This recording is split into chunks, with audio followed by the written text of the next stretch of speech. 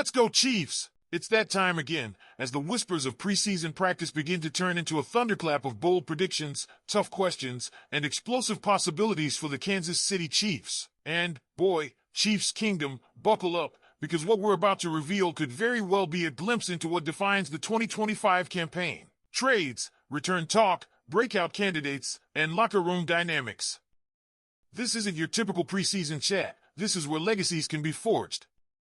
If you've been a fan for 30 plus years, like this video and right below, go Chiefs, this is our season.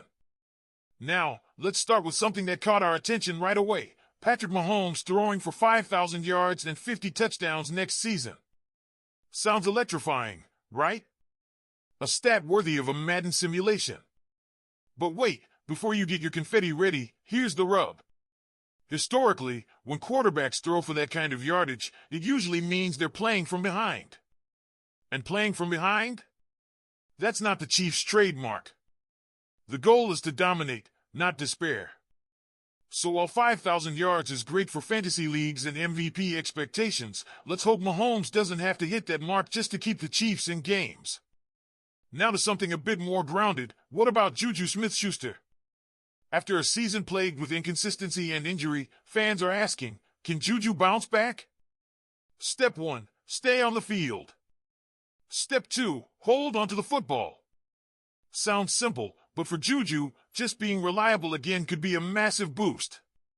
If he avoids injuries and cleans up the fumbles, he doesn't need to be the number one guy, just a dependable piece in this retooled receiving core. And speaking of question marks, all eyes are on Kingsley Suamataia. Can he lock down the guard spot despite his shorter wingspan? While he might not have prototypical tackle length, the coaching staff clearly believes his skill set suits the interior better. If Kingsley can maintain his ground, keep the pocket clean, and minimize penalties, the Chiefs' offensive line could be more solid than many predict.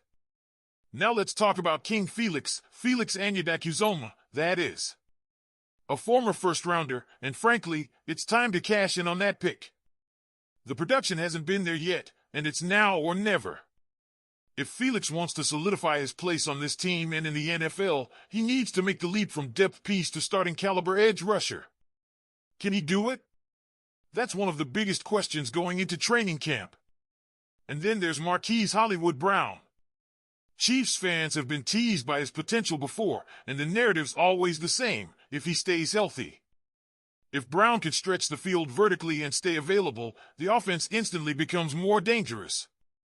But even if he ends up more of a possession receiver than a deep threat, the Chiefs just need him to be there when it matters. With all these moving parts, it's no surprise fans are debating the return of a former star, Tyrann Mathieu. The nostalgia is strong. He was a fan favorite, a locker room leader, and one of the defining voices during the Super Bowl run. And even now, he's still producing, averaging 3 to 4 interceptions a season for the Saints. But does Kansas City need him back? The current safety group, Jaden Hicks, Brian Cook, Mike Edwards, is young, talented, and cheaper. Bringing back Mathieu might cost more in cap space and development time than it's worth.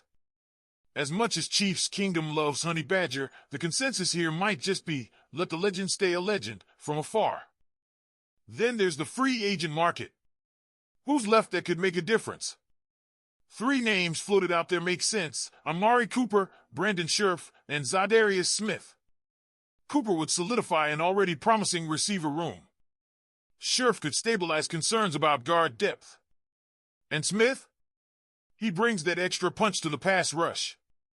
Any of those 3 could be game changers, especially in a year where injuries might hit hard again. And what about Khalil Herbert? The Kansas product is familiar to some and undervalued by many. His stint in Cincinnati didn't wow anyone, but he's a solid pass-catching back. If the Chiefs could get him cheap, think 7th-round pick or less, it might be worth the call. Nothing fancy, just another piece that adds depth and versatility.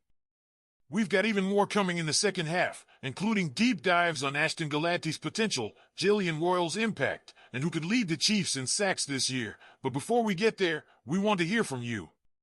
Should the Chiefs bring back Tyrann Mathieu? Would you trade for Khalil Herbert? And which free agent would you want to see in red and gold next? Drop your thoughts in the comments. Now let's talk about Ashton Galati. The new guy is coming off some good seasons at Louisville, especially as a quarterback, but be careful, his sack production has dropped in the last year. Is that a concern? Not really. It shows that he's knocking on the door. And now the fundamental role of Steve Spagnuolo's coaching staff comes into play. The job is clear: turn pressure into results, get the quarterback on the ground. Galati wasn't drafted to make an immediate impact, but if he could adjust this technical detail, the sky's the limit starting in 2026. This year? Modest expectations, and that's okay. Now, the most unusual question in the mailbag: will Jalen Royals scare the offensive line? Maybe the question came out confusing, but let's look at it from another angle. Royals, as a wide receiver, may not directly impact the offensive line, but he does impact the opposing defense. And that, yes, is related to the entire game. If the Royals can make a name for themselves in the wide receiver group, which already has names like Hollywood Brown and Juju Smith-Schuster, then defenses will have to respect the passing game more. And the more the defense drops back, the more space the forward line has to work. Don't underestimate the importance of ample and accurate speed. And speaking of impact, who will be the Chiefs' sack leader this year? Many have recommended Chris Jones, and rightly so. But the name that deserves the most attention is George Karlaftis. The evolution that Karlaftis has declared is real. He's stronger, smarter, and has the instincts of a star. If he keeps up the growth, he could be the difference maker for the defense in 2025. Anyway, Chiefs Kingdom, all of this shows that the season starts long before week 1. They're behind the scenes, in training, in roster decisions, in the questions you ask. Tyrann Mathieu? A beautiful story, but perhaps over. Khalil Herbert? Could be a discreet but valuable piece. Juju and Hollywood? We just need them available. Galati and Karlaftis? The future is here. And now, it's up to you. What do you think about all this? Would you like to see Tyrann Mathieu back at Arrowhead? Do you think George Karlaftis could really be the new leader of the defense? And what new developments will surprise us in 2025? Like, subscribe to the channel and turn on notifications so you don't miss any updates about the Chiefs. This season promises to be great, and we'll experience it all together, step by step, here on your favorite Kansas City Chiefs channel. Until next time, and of course, let's go, Chiefs!